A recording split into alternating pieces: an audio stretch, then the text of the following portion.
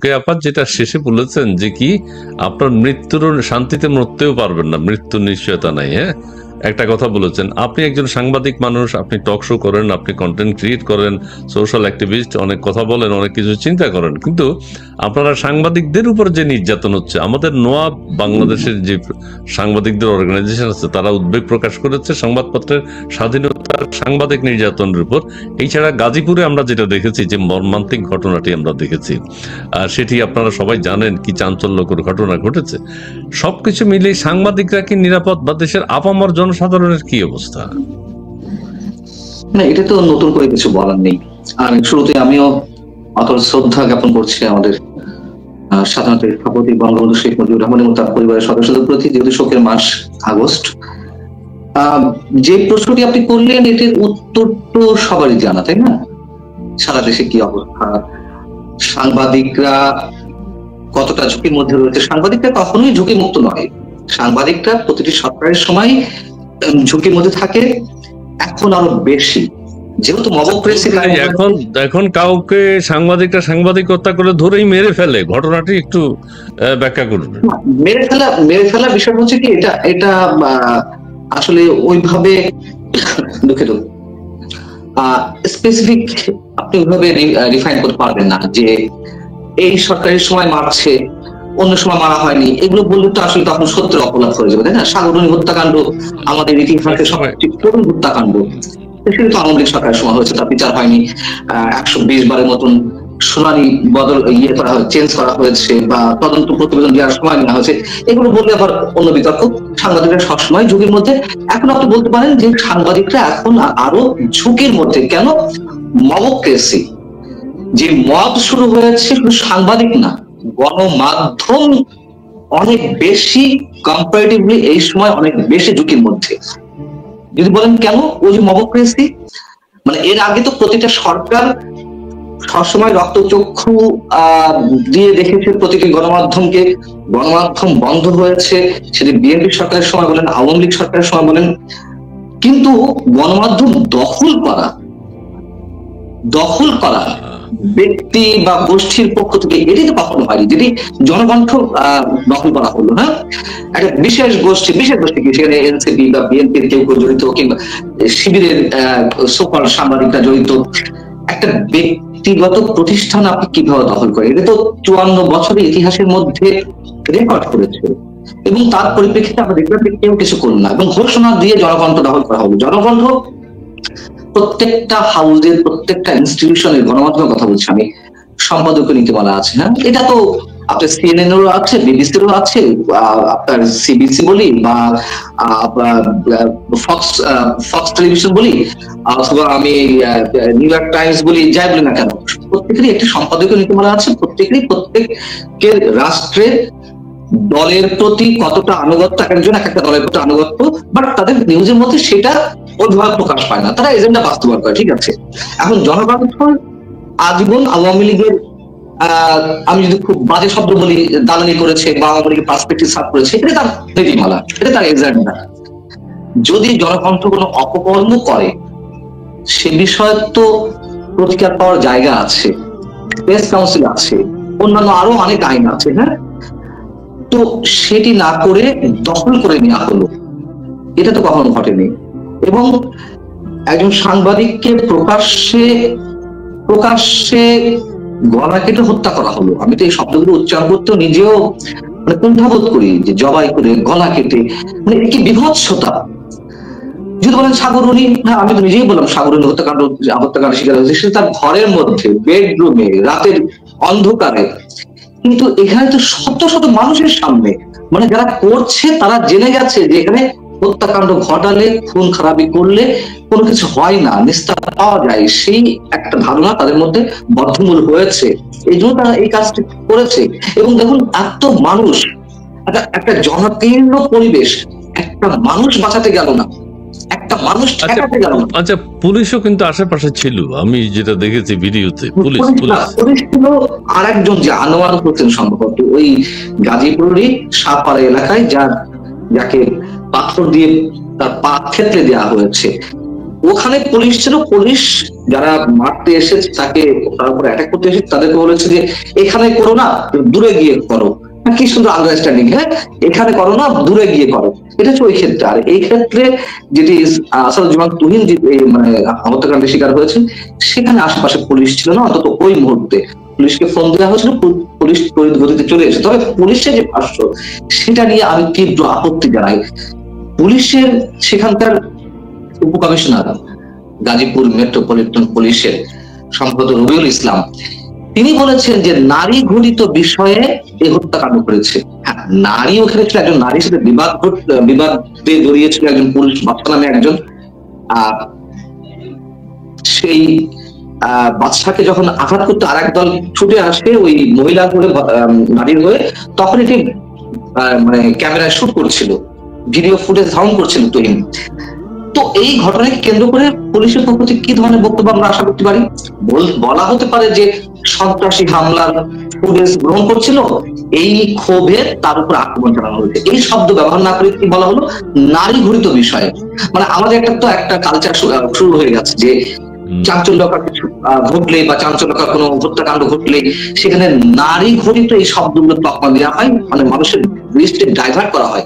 এখানে আমি দেখলাম যে জ্ঞাতসারে হোক, অজ্ঞাতসারে হোক, সচেতন ভাবে হোক, অবচেতন ভাবে হোক, এই শব্দ ব্যবহার করেছে। আমি তীব্র নিন্দা জানাই, প্রতিবাদ জানাই। কেউ এই বিষয়টি নিয়ে কথা বলছে না, কেন পুলিশ এই শব্দগুলো ইউজ করলো? তো যাই হোক, এখন বিষয় হচ্ছে যে অবশ্যই ঝুঁকিপূর্ণ। এবং আপনি যে পরিসংখ্যানটা দিলেন, এটা তো আর আমাদের মন করা নয়। এবং প্রাচীবা যদি বলছিলেন যে কটি সংবাদ গণমাধ্যমে আসে, এর বাইরে তো আরো সাংবাদিকরা শুধু না, প্রতিটি মানুষ আতঙ্কের মধ্যে। কদিন আগে কারা জন্য একটা জরিপ চালালো, বিবিএস এর সম্ভবত, আমার ঠিক মনে করে, সরকারি একটি প্রতিষ্ঠান বিবিএস, হ্যাঁ, পরিসংখ্যান ব্যুরো। তারা যেটি বললো যে 9.something, আমার যদি ভুল না হয়ে থাকে, অর্থাৎ প্রায় 10% মানুষ ঘরের মধ্যেও নিরাপত্তা বোধ করে না। মানে আমি যে কথা বলছি, আপনি যদি দেশে থাকতেন, আপনিও সম্ভবত নিরাপত্তা বোধ করতেন না যে কখন কে আসে ডাকাতি করতে, কখন কে আসে কোন অজুহাতে মানে অ্যাটাক করতে, লুটতরাজ করতে। মানুষ নিরাপত্তা বোধ করছে না। এর মধ্যে আরো অনেক ধরনের পরিসংখ্যান আছে, এই আর কি। এটাকে আমরা কিভাবে বর্ণনা করবো, তাই না? জি, আমি আসবো পান্না ভাই, আপনার কাছে আবার আসবো। পান্না ভাই চমৎকার বলেছেন, হ্যাঁ, গাজীপুরের বিষয়টা তুলে ধরেছেন, পুলিশের যে বক্তব্য সেটিও আপনি উপস্থাপন করেছেন, ভিন্ন খাতে প্রবাহিত করার জন্য হয়তো এই ধরনের কথা বলেছেন। আচ্ছা, যেটাই হোক, হত্যাকাণ্ড ঘটেছে, ঘটনা হচ্ছে এইটা, সন্ত্রাসী কাণ্ড ঘটেছে, ঘটনা হচ্ছে এইটা বলতে হবে। এটাকে হালকা করে দেখার কোনো কারণ নেই। আর সাংবাদিকদের উপরে পান্না ভাই যেটা বললেন, হ্যাঁ, সবসময় নির্যাতন হয়, সবসময় এই হয় সে হয়, আমরা জানি, অতীত থেকে আমরা দেখছি, কিন্তু এখন অতিরিক্ত পর্যায়ে চলে গেছে, মাত্রাতিরিক্ত হচ্ছে, এটিরও প্রতিবাদ জানাতে হবে। হ্যাঁ, আচ্ছা, তিনি জনকণ্ঠের কথা যেটা বললেন, এটা খুবই গুরুত্বপূর্ণ বিষয়। জনকণ্ঠ তো ব্যক্তিগত মালিকানাধীন একটা পত্রিকা, এছাড়া টেলিভিশন চ্যানেলগুলো যেভাবে দখল হয়েছে সেটাও আমরা দেখেছি। ধন্যবাদ পান্না ভাই। আমি মোহাম্মদ শামীম জিয়া রাজ, তিনি বলছেন শেখ হাসিনা সর্বকালের শ্রেষ্ঠ প্রধানমন্ত্রী, সর্বশ্রেষ্ঠ প্রধানমন্ত্রী। ধন্যবাদ আপনাকে মোহাম্মদ শামীম ইসলাম। সাংবাদিক মাসুদ কামাল সাহেবকে আপনার সাথে আনবেন প্লিজ। জি, সুজাত একবার এসছেন, মানিক খন্দকার, তিনি বলছেন খন্দকার ইসমাইল ভাই, আপনার কাছে একটা অনুরোধ রইল, গোলাম মালা রানী ভাইকে নিয়ে একটা লাইভ করবেন প্লিজ। ধন্যবাদ আপনাকে, এটা রাখার চেষ্টা করব। মোহাম্মদ নোমান, মানুষের বিবেকের কি হয়েছে? যারা মানুষকে মব হত্যা, সাংবাদিকদের কণ্ঠরোধ করা, সাধারণ বিবেক মানুষদের কি হয়েছে? তারা কেন গর্জে ওঠে না? মানুষ কি অমানুষ হয়ে গেল? হ্যাঁ, ধন্যবাদ আপনাকে। ধানমন্ডি 32, পান্না ভাই, মবক্রেসি, মবস্টার পিনাকি বলেছে, 15ই আগস্ট, মঞ্চ 71, ধানমন্ডি 32, কিছু করতে চাইলে দেশে ভয়াবহ আকার ধারণ করবে, এই নিয়ে ওহি নাজিল হয়েছে, তাইলে এই নিয়ে আপনার বিশ্লেষণ জানতে চাই। ওহি এসছে, হ্যাঁ, ঠিক আছে। তারপরে পান্না ভাই এটা করবেন। লিটন মিয়া, আশা করি খুব তাড়াতাড়ি আমাদের মাঝে ফিরে আসবেন। বাংলাদেশের উন্নয়ন ও উদারতার মা জননেত্রী শেখ হাসিনা দেশরত্ন। আচ্ছা, ঠিক আছে, ধন্যবাদ আপনাকে। মানিক সাহেব, মনে তুমি দেখাতে থাকো। মানিক সাহেব, আপনার কাছে আসি এবার। জি, পান্না ভাইও একটা কথা বললো, রোকেয়া আপাও একটা কথা বলেছে যে ওই যে মবক্রেসি প্লাস এনসিপির একটা ভূমিকা, এনসিপির সমন্বয়করা এক ধরনের, এইটা যে ইউনূস সরকারের সময় চালু হয়েছে ডক্টর ইউনূস সাহেবের রেজিমে, উনি কিন্তু এটা নিয়ে একটা বাক্য বিনিময় করেন নাই কখনো। তিনি কিন্তু উদ্বেগ উৎকণ্ঠার কথা তিনি বলেননি। তিনি বলছেন দেশ ভালো আছে, আইন শৃঙ্খলা পরিস্থিতি ভালো আছে। আপনার কাছে কি মনে হচ্ছে এই যে দুজন আলোচক বলেছেন, পত্রপত্রিকা দেখছেন, সোশ্যাল মিডিয়া আপনি দেখেন, আর ইউনূস সাহেবের বক্তব্যের সাথে মিল খুঁজে পান কি? ধন্যবাদ। আমি প্রথমেই শ্রদ্ধা জানাচ্ছি জাতির জনক বঙ্গবন্ধু শেখ মুজিবুর রহমান, এবং আমি শ্রদ্ধা জানাচ্ছি এখন বিশেষ করে আমি আজকে নতুন প্রথম বসছি। আমার সিনিয়র পান্না ভাই অনেক জ্ঞানী মানুষ, উনি টক শোতে দেখেছি। রোকেয়া প্রাচী আপাকে আমি চিনি, অভিনেত্রী হিসাবে, রাজনীতিবিদ হিসাবে চিনছি এখন। তো যাই হোক, ওনারা যা বলেছেন আমার কাছে মনে হচ্ছিল যে আমার কথাই বলছেন, কাজে আমি আর সেই কথাগুলো রিপিট করছি না। আমি যে কথাগুলো খন্দকার ইসমাইল সাহেব প্রশ্ন করেছেন যে বর্তমানে ইউনূস সাহেবের এবং এনসিপি নিয়ে, তো তার আগে আমি শুধু একটা কথাই বলতে চাই। বর্তমানে বিশেষ করে পান্না ভাই যে ভয়াবহতার কথা বলছেন, আমি যদি সেই ৭১-এর সাথে তুলনা করি, যেমন ৭১-এ যেভাবে নারকীয় ঘটনা ঘটানো হচ্ছিল, হয়তোবা সংখ্যায় এখন কম হতে পারে বা কোনো অংশে কম নয় হতে পারে, কিন্তু ৭১-এর সেই নারকীয় ঘটনা। আরেকটা উদাহরণ আমি দিচ্ছি, ৭১-এর যে পরাজিত শত্রুরা এই দেশটাকে ধ্বংস করে দেওয়ার জন্য শেষ পর্যন্ত কি করেছে, তারা বুদ্ধিজীবীদের হত্যা করেছিল। ঠিক একই চিত্র আমি দেখতে পাচ্ছি আজকে সাংস্কৃতিক কর্মী, মুক্তমনা যারা কথা বলেন তাদেরকে ধরে ধরে নিয়ে জেলে ঢুকানো হচ্ছে, যেমন কামাল পাশা চৌধুরী, হলিমুল্লাহ স্যার, এখন কালকে শুনবো যে পান্না ভাইকে ধরে নিয়ে গেছে। রোকেয়া প্রাচী কি বলে এগুলো?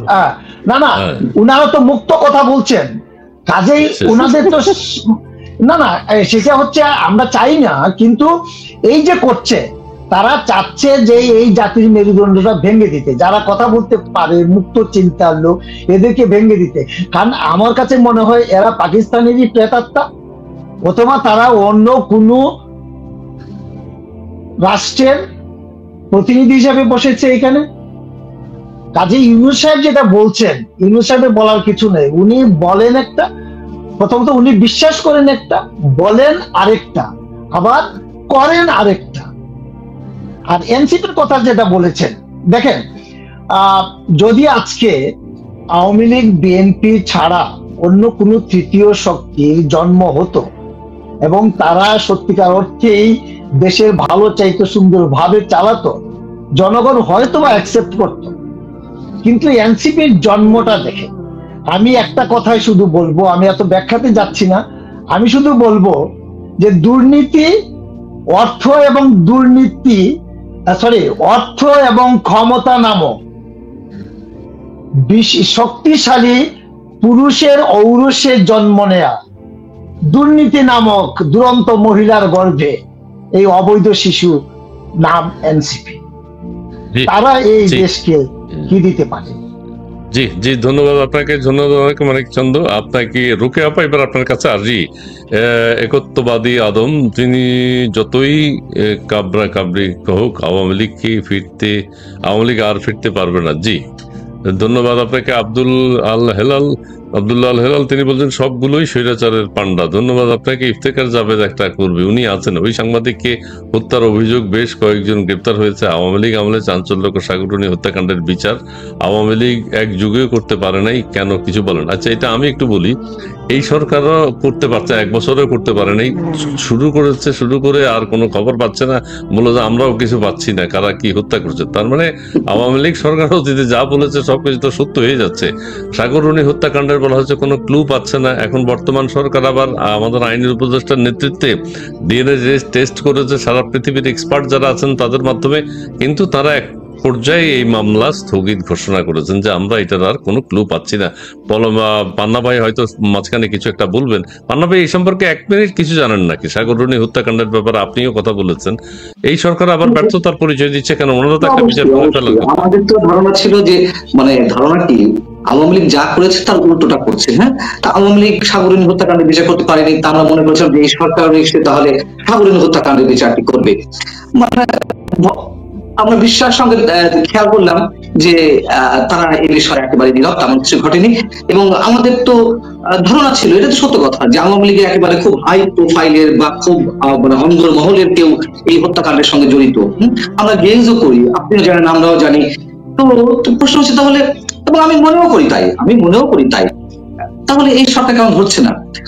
মানে এই সরকার সেই জায়গাগুলোতেই আওয়ামী লীগের সাথে ঐক্যটান মেলাবে, যেমন আওয়ামী লীগ চিটাং পোর্ট বিদেশিদের কাছে বা এই যে নতুন যে আবুধাবি ভিত্তিক কোম্পানি, দুবাই ভিত্তিক কোম্পানি, তাদেরকে দেওয়ার একটা চিন্তা ভাবনা করেছিল, শেষ পর্যন্ত দেয়নি।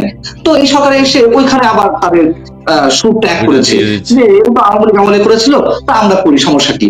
আবার সাগরনী হত্যাকাণ্ডের কোনো আওয়ামী লীগ বের করতে পারেনি বা বিচার করেনি, এই সরকার আবার নিশ্চয়ই কোন জায়গায় দেন দরবার হয়েছে বিধায় ওই জায়গাটা বা তারা ঠিকই আছে। যাই হোক, এখন বিষয় হচ্ছে কি, আমি আরেকটু বলার আগে আমি একটু সবিনয়ে, সবার প্রতি শ্রদ্ধা রেখে সবিনয়ে বলতে চাই, দেখুন, এটা আমাদের মধ্যে এক ধরনের অপচর্চা শুরু হয়েছে, কিছু ঘটলেই ৭১-এর সঙ্গে তুলনা করা। আল্লাহর ওয়াস্তে হাত জোর করে বলি, কথায়